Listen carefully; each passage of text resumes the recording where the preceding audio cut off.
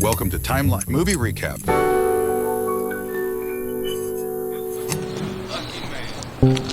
1851, a remote mountain village in France. The country is a mess after Louis Napoleon pulls off a coup. Louis Napoleon's presidential term is over, but he refuses to step down. He grabs power by force, turning a republic with term limits into an authoritarian empire with himself on top. Because nothing says stable government like a guy refusing to leave the chair. The fallout reaches even tiny villages. Almost every adult man here is known as a Republican supporter, so they get branded as rebels and arrested one by one. One day, the village erupts in chaos. Soldiers storm in, dragging adult men out of their homes. Women and children cry and plead, begging them not to take their husbands, fathers, brothers. No answers. No mercy. In the middle of it all, one man dares to shout, mocking Louis Napoleon and calling for democracy. Then, out of nowhere, a gunshot cracks through the air. He drops on the spot, shot in front of everyone. When the women rush closer, they realize the man who died is Rose's husband. Rose runs to him, clutches his body, sobbing uncontrollably, while the soldiers walk away like they just finished a chore. From that day on, every adult man is taken by force. No one knows if they'll be tried, deported, or executed outright. The village is left with only women and children. That night, all the women and children gather in one place. The air is tense, heavy with panic. They talk about their future without the men. Some believe the men will never return. As political prisoners, they could be sentenced to death or locked away for life. They realize that if they want to survive, they have to stay together, help each other, and stop thinking like separate households.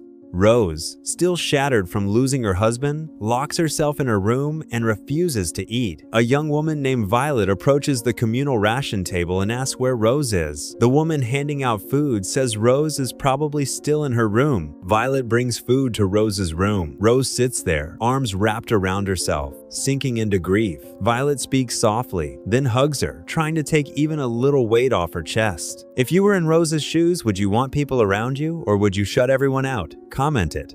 A few days later, Violet goes to the village elder, an older woman everyone respects. Violet admits she's been restless. She says she keeps having the same disturbing dream, a predator-like presence, the shadow of a man with no clear face, watching her, closing in like a threat. It repeats, and it won't let her breathe. The elder asks if Violet ever cheated on her fiancé. Violet says no. Since her fiancé was arrested with the other men, Violet feels like her future got erased. She's cold now, numb, moving through days without any spark. The elder goes quiet. She won't claim a clear interpretation. She just tells Violet to watch for meaning as time reveals it. Classic village advice. Good luck. Figure it out.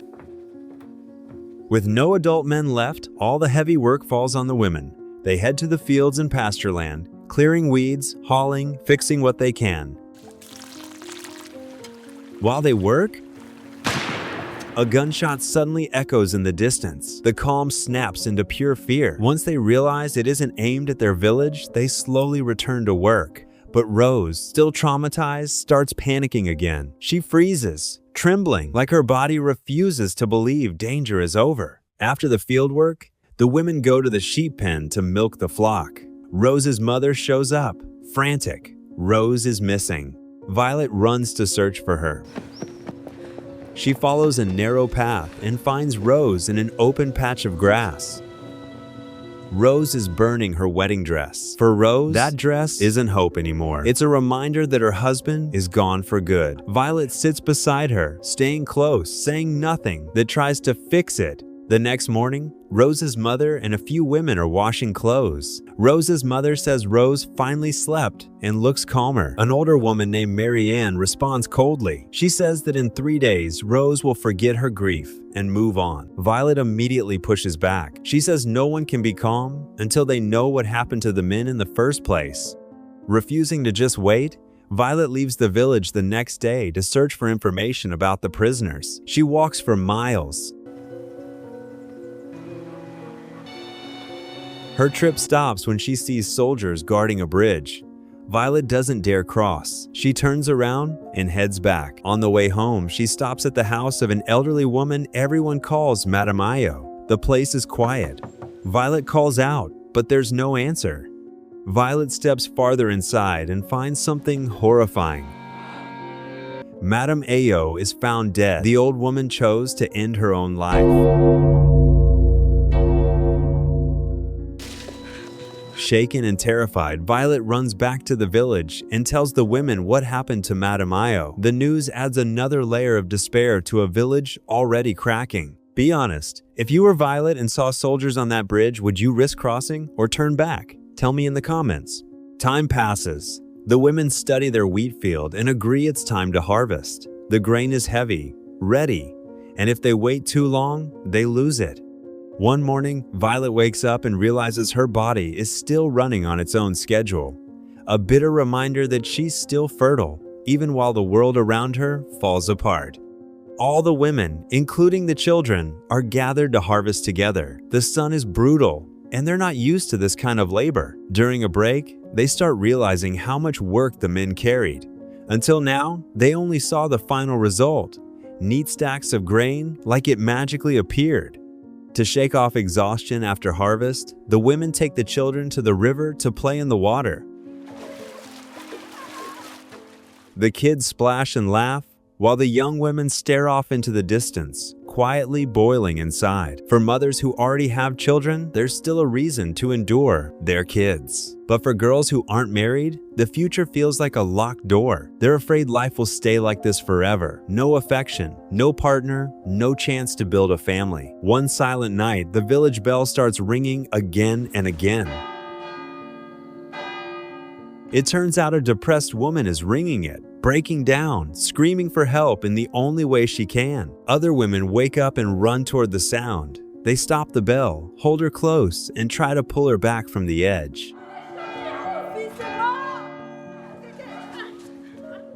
The next day, the young women sit out in the wheat field again, circling the same fear about the future. One woman says, if all the men in the world seem to vanish and not a single one ever passes through their village, what are they supposed to do? But Violet and Rose refuse the idea of leaving, and Rose especially refuses to abandon her husband's grave. Then one of them throws out a thought experiment. She says if a man ever comes to their village one day, then he becomes the village's answer. One man, another woman rejects it, calling it immoral, against everything they've lived by. But a lot of the girls laugh anyway, not because it's funny, but because desperation makes people say things they never thought they'd say out loud. That conversation ends when the village elder appears and orders them back to harvesting. Inside the barn, the older women talk among themselves. They fear that if the men never return, the girls will run away from the village, chasing any chance at a different life. Survival turns ethics into a group project. Apparently, if a village is dying and one man shows up, is sharing him survival or the start of moral collapse? Drop your take. At night, Violet lies alone in bed. Long loneliness makes her crave touch. She tries to calm herself down in the dark. Not out of joy, but because the emptiness is too loud. It shows just how intense the physical and emotional hunger is when a person has nowhere to put it. The next day, while working with her little brother in the sheep pen, Violet talks about their father. He was a stubborn man who believed a girl deserved to read and write as much as any boy. Because of that, Violet is the only woman in the village who can read and write. She promises she'll teach her brother the same. Another time, Violet sits with Rose, knitting. Rose admits she desperately wishes another man would come someday, not to replace her husband, but because the village is starving in more ways than one. It makes Violet curious. She asks what it feels like. Rose answers that it's incredible, and you can't really put it into words. Sometime later, heavy rain slams into the village. Over the pounding roof, Violet realizes the grain storehouse is leaking. If the wheat gets soaked, they're done. Without thinking, Violet runs to call the other women. Together, they climb onto the roof in slippery, dangerous conditions, trying to patch it fast. The risk is huge. They have no real experience doing this, but they work carefully in the rain, and eventually they manage to stop the worst of the leak. The women thank Violet for warning them in time. In a collapsing world, one person paying attention can save an entire village from hunger. Spring finally arrives. Violet starts teaching the village kids the alphabet. The children look genuinely excited, like literacy is a new toy. Meanwhile, the women are out harvesting apples in the orchard. In the middle of it, out of nowhere, a stranger steps out from the trees and walks straight toward them. Every woman goes silent and stares. It has been a long time since any man even passed through this village, let alone stopped. He approaches Violet and introduces himself as Jean, a traveling blacksmith. He says he moves from town to town for work, and right now, he needs a place to stay. Violet looks nervous and hesitates because she has to think about the other women. The village elder gives a small sign of approval, so Violet offers an empty house near her own. As they walk, Jean notices the way everyone watches him. Every pair of eyes is locked on him with curiosity, hope, and suspicion. To the women here, Jean is not just a visitor. He is proof that their lives might still continue as women, not just as survivors. Imagine being so rare that your mere presence turns into a community event. Congrats, Jean. You are the last donut in the break room. If you were in Violet's position, would you let him stay or keep the door shut? Comment your answer. When they reach the houses, Jean asks Violet where the village men are. Violet does not answer right away. She says she will explain later. Inside the house that will be Jean's temporary home, Violet sets up a bed and gives him fruit and water. Feeling grateful, Jean offers to help. He asks if there are any horses or donkeys that need shoeing and tells her to have the riders bring them over. Violet goes quiet, then admits there are no men here at all. Every adult man was arrested after the coup a few months ago. Jean then shares what things look like beyond the mountains. Louis Napoleon has officially crowned himself emperor. The French Republic is gone, replaced by an empire. Many prisoners labeled Republican have died, been deported, or rotted in brutal conditions. The news hits Violet hard. Before she leaves, she says the village needs the strength of a man. Jean says he is ready to help them. After leaving Jean's house, Violet returns to the women waiting for her. They immediately ask if the stranger knows anything about the prisoners. Violet chooses to hold back the worst of it. She says she did not push too hard because she does not know whether Jean supports the regime or opposes it. She also refuses to dump more grief onto women who already lost husbands and family.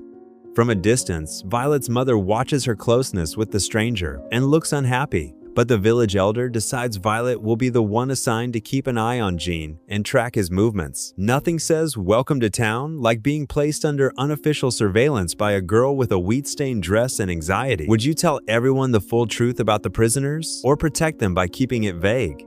Later, Marianne helps Violet prepare food for Jean. Violet's little brother runs in, breathless, saying Jean told him he has not found any other village up in these mountains besides theirs. That makes Violet think Jean might stay for a while.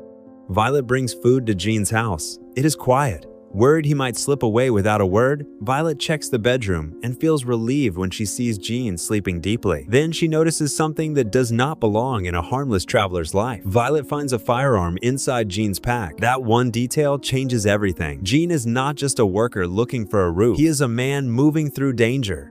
That night, Jean tidies up his room and rests. Outside, the women, Violet included, quietly peek at him through their windows. The moment Jean looks over, they shut the curtains like they were never there. The entire village is basically stalking this man like he is a celebrity sighting, except the paparazzi are farmers and the camera is just trauma.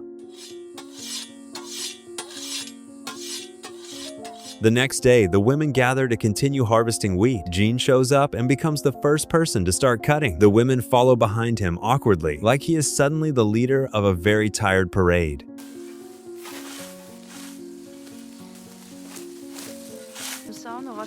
During a break, Jean praises them for doing heavy labor without any men. He calls it brave and impressive. Marianne, Violet's mother, answers coldly. She says they do not need praise. Even before the men were taken, they worked hard without anyone thanking them. The air turns uncomfortable. Jean realizes these women carry something deeper than exhaustion. It is bitterness. And it has been fermenting for a while. Because of her mother's tone, Violet walks off and sits alone under a tree. Rose comes over and asks why Marianne snaps so easily. Violet explains her mother still hopes her husband will return, and she refuses to betray him. Rose adds that Jean is charming, and honestly, he fits Violet. Violet brushes it off, saying in times like this, she does not want to think about romance.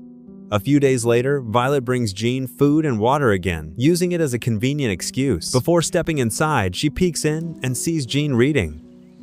As the only woman in the village who can read, Violet suddenly gets curious and walks in to see what he is reading.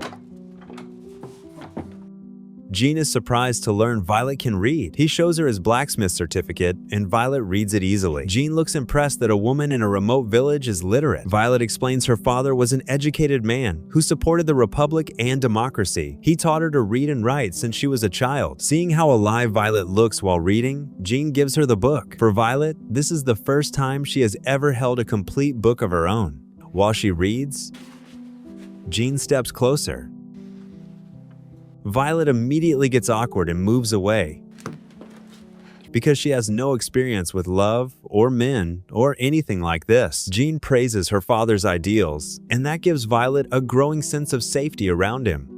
Back at home, Violet becomes even more eager to read. Marianne notices the change in Violet from a distance and starts to worry about how close her daughter is getting to Jean. A book, a lonely village, and one handsome stranger. This is how trouble starts in every genre, including the ones your grandma watches.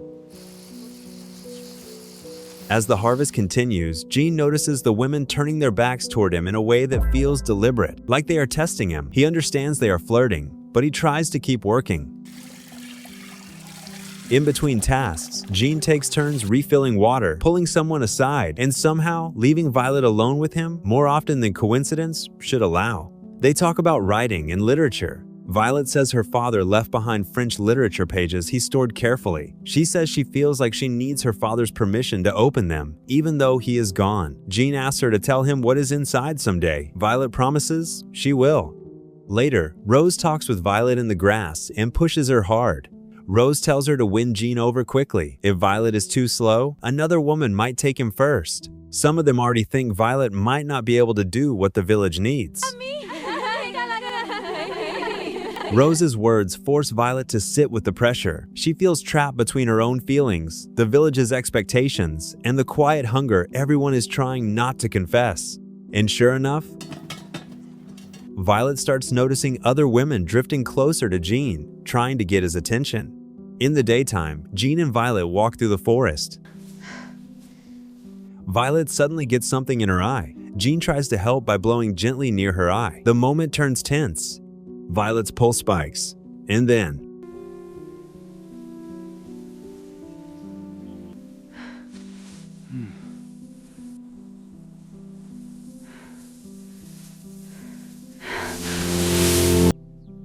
but it is only Violet's dream.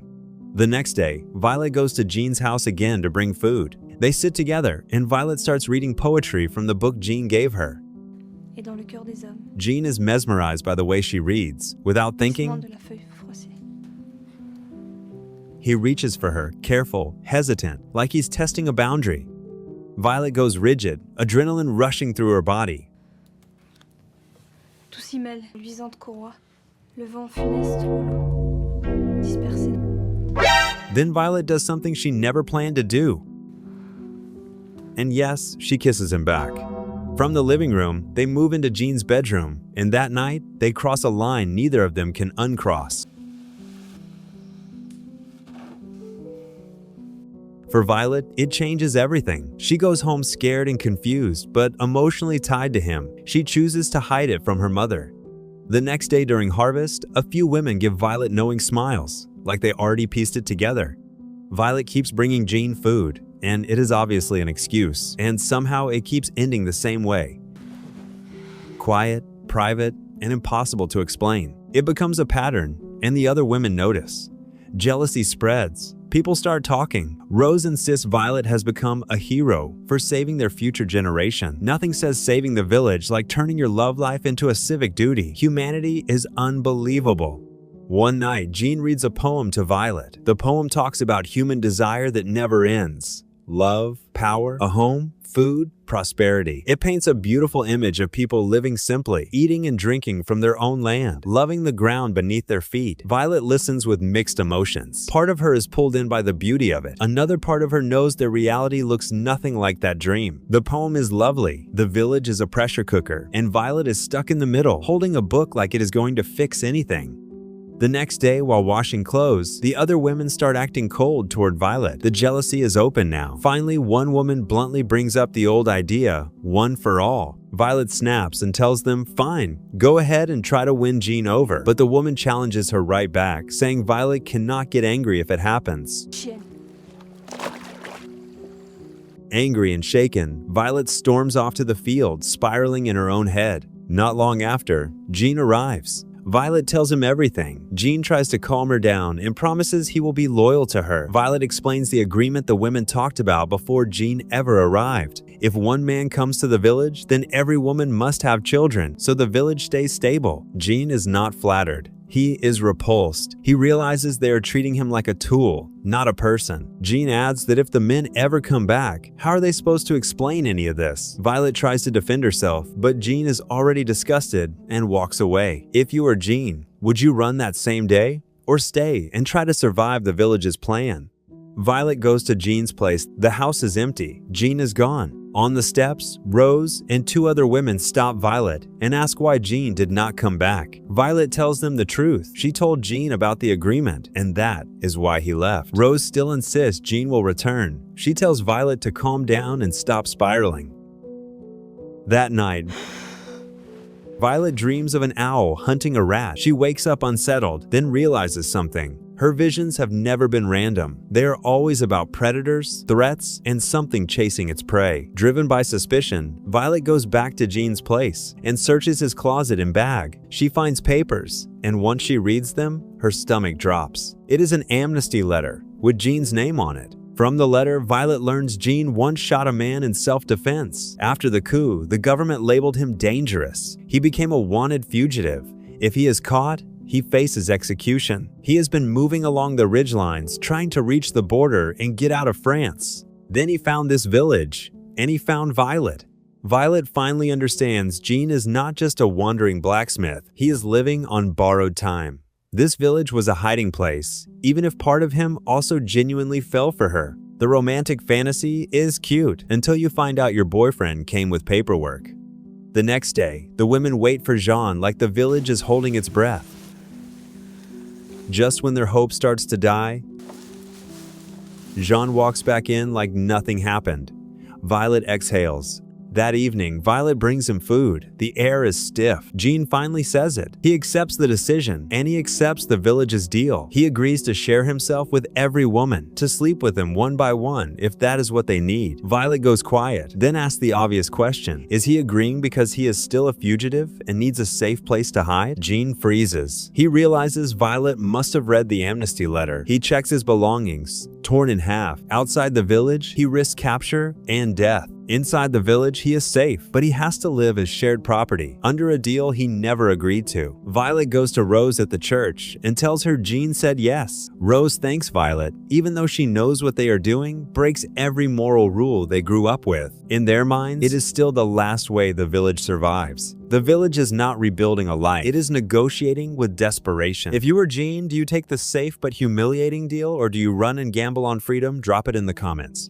Behind the village routine, the women start approaching Jean with no shame. They look for openings. They test him. They push the deal until it becomes something harder to control, even right in front of Violet. Violet cannot stand watching it. She goes to the river to bathe.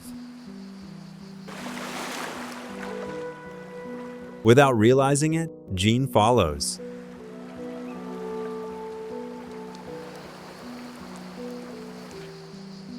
He comes close, touches Violet, tries to reassure her he will not leave. Then they fall back into the one thing that still feels like theirs. One day in the field, Jean helps Violet and another woman harvest wheat. Jean then goes into the forest to gather horse feed, and suddenly, a woman appears, and immediately, Jean is startled, and he pulls back. Under the pressure of the agreement and a situation he cannot control, Jean finally lets it happen. When the village is quiet, the woman pushes past his boundaries. Trapped under pressure and circumstance, Jean does not fight it. Another time, Violet is hanging laundry and sees Jean walking with one of the women, almost like a date. Violet's chest tightens. She goes to Jean and tells him the food is ready. Jean admits he has already been with another woman because they demanded it, and tonight he is expected to see someone else again. Violet nods and accepts it, but her face says she is swallowing glass. Later that night, after Jean has been with someone else, Violet comes to him anyway. They hold each other. Violet admits she loves him, and she is terrified of losing him. The deal was supposed to save the village. Instead, it turns love into a schedule, and somehow everyone is miserable. Shocking. At this point, is Violet still in love, or is she just trapped in a system that keeps taking from her? Comment your read. The next day in the field, Violet sees something that makes her stop cold. One of the women grabs at Violet's little brother in a way that crosses a line. Rough, careless, like boundaries no longer matter.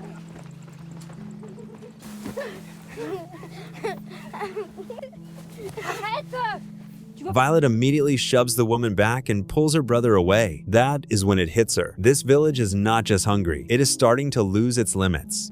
That afternoon, Violet finds Rose standing by her husband's grave. Rose says tomorrow night she will sleep with Jean, and she is ready to have a child. She asks for something like permission from Violet as her friend, and from her dead husband as a memory. Rose insists it does not mean she stopped loving her husband, or that she does not value Violet, but she believes she has to follow the deal for the village to keep going. The next day, Violet brings food to Jean again and tells him to stop hiding his past. Jean finally opens up. He once shot a man in self-defense. After the coup, the government hunted him as dangerous. If he is caught, he will be executed. He has been traveling along the ridgelines to reach the border and escape France. Then he found this village, and he found Violet. Jean admits if it were not for Violet, he would have left long ago. Violet gives a bitter smile. She understands Jean loves her, but she also understands the village became his last hiding place. Love is real, and so is survival math. Guess which one always wins?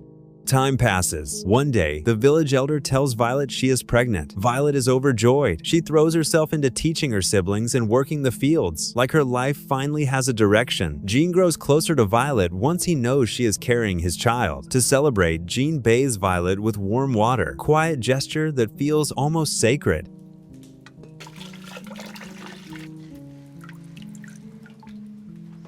But the deal does not stop. Jean still has to share himself with the other women. Soon, several women start showing pregnancies too. Bellies growing, proof the village is changing. Then, in the middle of that fragile calm, suddenly, out of nowhere, two men arrive in the village yard with anxious faces. All the women gather around them. One of the men, Uton, explains what happened. Some men were deported to Algeria, others vanished, and are likely dead from violence and forced labor. A small number were released. Two of them are on their way back to this village, including Rose's father. The news hits like a storm. Some women cry with relief. Others collapse because their husbands and family are not coming back. Marianne faints after learning her husband is not among those returning. Violet realizes her own father will never come home. Jean grows restless. He knows if the men return and see multiple women pregnant, truth could trigger rage and a whole new kind of violence. History does not end. It just changes outfit. If you were one of the returning men, how would you react to this village? Be honest in the comments. Rose and Violet go to the village elder. They have no idea how to explain the babies to the men who are coming back. The elder decides everything connected to Jean must be buried. The women must never talk about what happened. They have to protect the babies no matter what. And Jean has to leave immediately so he does not become a target, and so he does not ignite the village into chaos. Violet fights the decision. She says if Jean leaves, she wants to go with him. She loves him, and she is carrying his child. Jean understands the truth. As long as he stays, he is the root of a problem that could explode at any moment. That night, Violet starts packing. She plans to run away with Jean.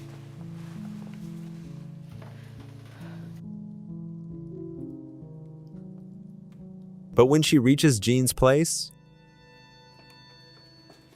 It is empty. Jean is gone. On the table is a single letter. Jean writes that even though he loves Violet, leaving is the best choice. Everything has become too complicated. He does not want to stay inside uncertainty and pressure. He does not want his presence to make things worse when the men return and see the babies being born. He hopes Violet and the women will find peace, raise the children, and continue life without living in fear because of him. Jean leaves without a trace, except the letter and the children growing inside the women. Max note, sometimes the right thing is not romantic. It is just damage control. Was Jean protecting Violet or abandoning her when she needed him most? Drop your verdict.